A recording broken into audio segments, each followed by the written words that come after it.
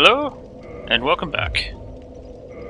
I'm afraid that this section of the playthrough is going to be in post-commentary, and I know that's terrible for some people, but unfortunately I had assumed incorrectly that it was going to take me many tries to kill Lautrec and his goons, because I initially had no success at all, really, in fighting them. And whenever that happens, I tend to assume that the next part of the process is going to be collecting a lot of different attempts and then editing them down into something that doesn't take hours to watch. But unfortunately, what actually happened was I lucked out fairly quickly, but it was too late to sort of start doing the commentary right then and there. So I decided just to put my commentary over the top. And no, it ended up not being terribly complicated. I feel a little silly that I didn't think about it during the first few attempts. But as you can see, I was heading back to the room so that I can get myself invade his world once again. But my initial idea is like I had slightly panicked after the first attempts to do this, because I'd suddenly realized how much more difficult it would have been than what I'm normally used to, because there's so many strategies you can use against Lautrec, but I can't use any of them as far as I can tell. So I was thinking about going and trying to like research various tactics that might work, but I couldn't find very much, except I was like, I have to explore the whole room before I even start the fight. So what happens is I start going up the stairs and I start looking around everywhere. I had even like encountered this like weird strategy that apparently existed at one point or another, where you could actually jump out the window while Lautrec was chasing you, and it would somehow trick his AI into walking out the front door, where he would then be massacred by the giants. Which sounds hilarious, but I have no idea how to pull that off, or even like if it was something they patched later, because obviously you can't jump out the window. I went and looked. It had a fog door on it. But you shouldn't really need to do this normally, but I was at the end of my rope. I'm like, I have no idea. I'm wearing the Ring of Fog just because I'm thinking the notice distance does actually cut down on some of their attacks. They like start to walk, and the sorcerer doesn't really know where to shoot sometimes. So that's helpful, but I'm still kind of like, what am I going to do? So my brilliant idea is, I'm going to get their attention. Like, I'll try and do it carefully first to see if I can pull one of them out. I don't think it's possible. As soon as one of them gets like a good eye on you, the other two will immediately wake up, and from then on in, there's no way to lose their aggro. So, my brilliant idea is, we'll get their attention, and then we will basically just run around the room. That was my entire plan. And the whole purpose of doing it this way was entirely to see whether they would run at different speeds, and whether I could how much distance could I put between each individual enemy in this situation. Because one by one, they're certainly not that difficult. It's just trying to deal with three completely separate enemies doing three completely separate kinds of attack when I can't. My only option normally in a fight like this is to riposte, and riposting is only effective if I can get the timing for each individual weapon or attack like this. And obviously when you add a sorcerer to the mix, along with a long-range spear and a short-range shotelle, like, that's not an easy fight to parry your way through, and I am not the most skilled in the first place. So my only hope I could think of is, like, I have to separate them somehow. I can't think of anything else at the time. So we end up running around, as you can see. It's actually kind of funny that they sort of, like, hurt themselves just a tiny bit, like, running around and falling off ledges and such. So basically we're just seeing like how much distance could I put between the individual people, because they must travel at different speeds because they have different armor sets and such. So you could say like, yeah, you can see like here the sorcerer has gotten way ahead of the others. So I thought, well, maybe that helps. And this guy drops down and suddenly I panic and he came from behind and I'm like, okay, let's run around again. So we run and we run and we run. And yeah, this is, in some ways this is a huge waste of time, but I did sort of learn something towards the end. And if anyone is doing like a challenge similar to mine, you might actually get a neat hint from this video when it's done. And I'm sure there'll be a couple of people face palming and going, well, how obvious is that? You can see like one guy is like so far behind the other two. I think this is where I got my revelation.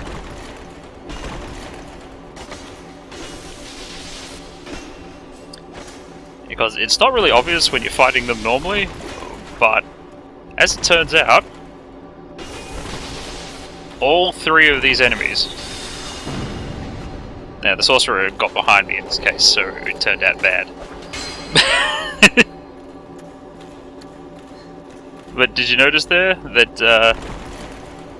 the two enemies I'm fighting, and later on the sorcerer as well, are all incredibly bad with stairs. Not upstairs. Upstairs they're actually fairly hard. If you have the higher ground, you're actually at a disadvantage. But they are incredibly poor at attacking downstairs. And I'm like, okay. I'm like, oh, maybe there is a way then. So I run all the way around the room again.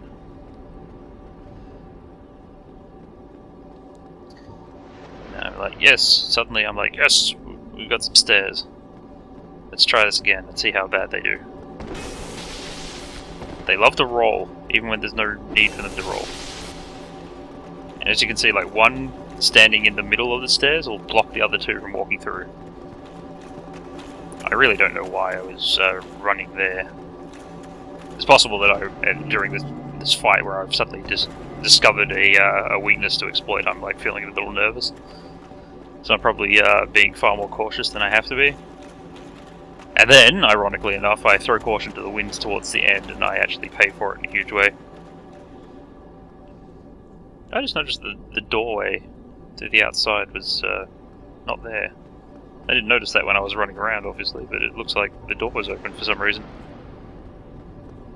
I wonder if that has something to do with that bug I read about. I'm trying to beat the crap out of the sorcerer before the other two turn up.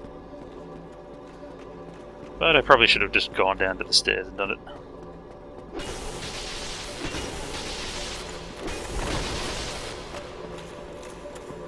I assure you the length of the video does not reflect how long it took me to do this particular attempt.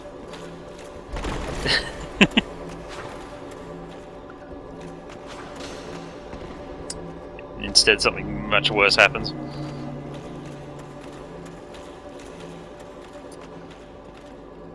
So we run around, It's ridiculous, isn't it? Yeah, that door is definitely open now that I'm looking at it from an observer perspective. I wonder how it got opened.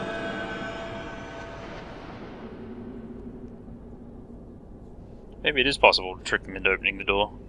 I don't know.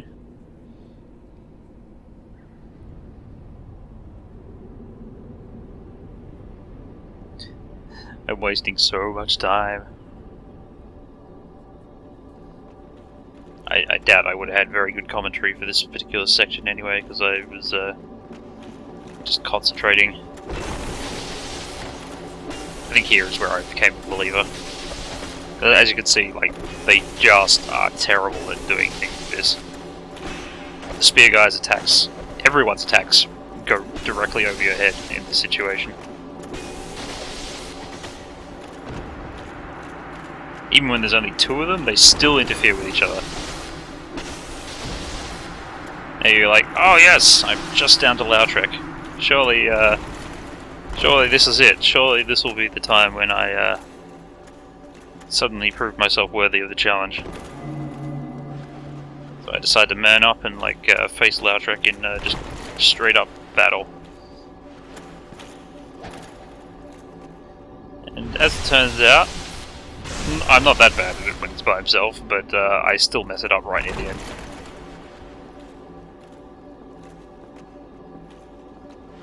I can't remember how bad I mess it up, but I mess it up bad. Oh, come on. Just let him kill you already. I know what's gonna happen. I know he's like completely almost dead. Watch. Nope. He was in his powering animation, and then I get killed instantly. I am so lame. I could not be more lame. I am the worst Dark Souls player in the world.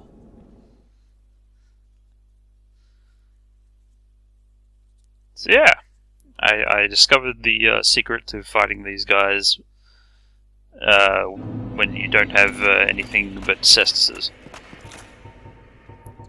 Or at least, it's an easy way. It's an exploit people can use.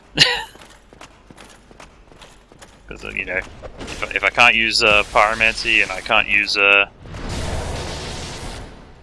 ranged weapons, and I can't use just great swords or something, anything. Yeah, it's something you can do if you're in a situation like mine. Because the challenge of the fist weapon run is not so much that that you can't be hit. It's just that you have to hit them so many more times than you would normally, that every single fight in the game gets dragged out. And so, like any enemy which is good to blitz before they can cause you grief, suddenly you just lose your ability to blitz. So it's like the complete opposite of a lot of Soul Level 1 playthroughs, I find. Because in the Soul Level 1 playthrough, you don't have very good stats, and you don't have very much health, so you seem to focus your entire strategy around the idea of, well, I can't be hit. I have to hit as hard as humanly possible, as quickly as possible, and just get through everything that way. And never be hit. Whereas in this sort of playthrough, you can be hit quite a lot. But the amount of hits you have to put out in order to defeat any enemy goes up so much that I'm just like, ugh.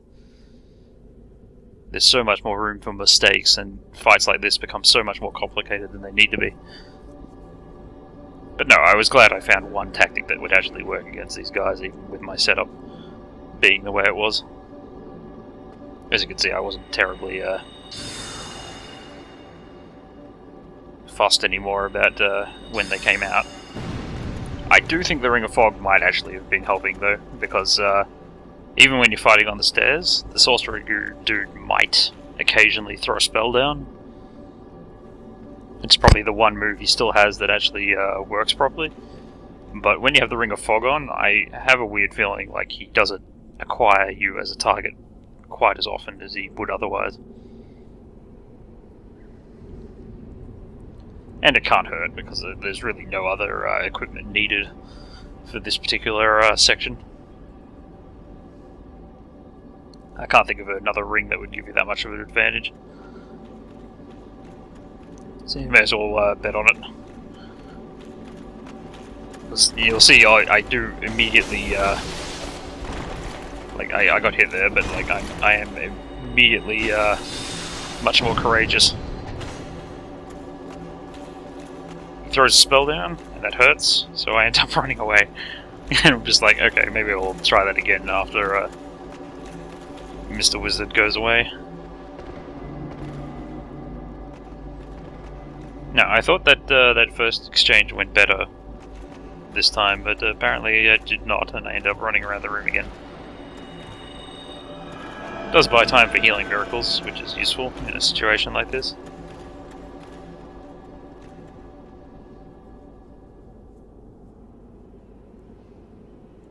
But yeah, this is an incredible example of turning what would normally be a fairly trivial fight into something complicated and almost boss-like.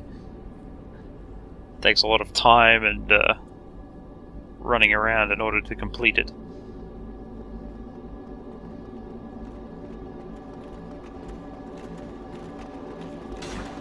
When the sorcerer puts away his thing and is dedicated to punching you, he suddenly becomes a lot less of a threat, and generally just gets stuck along with the other two. And they all roll so much when there's no need to, and it opens them up for attacks they would otherwise probably be able to avoid or counter. The sorcerer guy's in the front trying to punch you, you can always ignore him. Just keep punching him, and punching him, and punching him. You can see what I mean about this sort of setup dragging out a fight though. Even that sorcerer, who would probably only take 1 or 2 hits from a regular weapon, is like, yeah, gotta punch, gotta punch, gotta punch. Pretty terrible.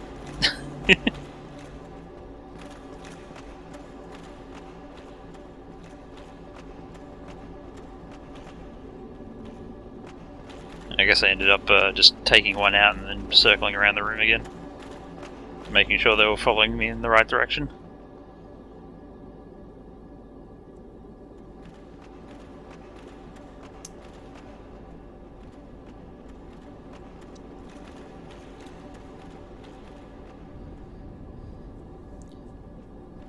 I have recorded quite a few episodes already since I made this one, and since I'm adding the post commentary now, just before I ready it for being put up. So I do know that post commentary is going to happen at least one more time. But unlike this time, there was actually a good reason for it next time. I didn't luck out on the next one. It actually did take many hours to complete the challenge that was involved with it. And so there should be a pretty amusing mashup of all my failures available when that happens. But anyway, I hope you've enjoyed this this short post-commentary video of me completing this particular challenge. That gave me enough humanity, so now we can kindle the bonfire and head to the next boss.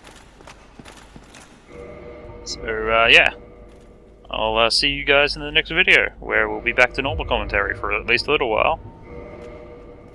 See you then.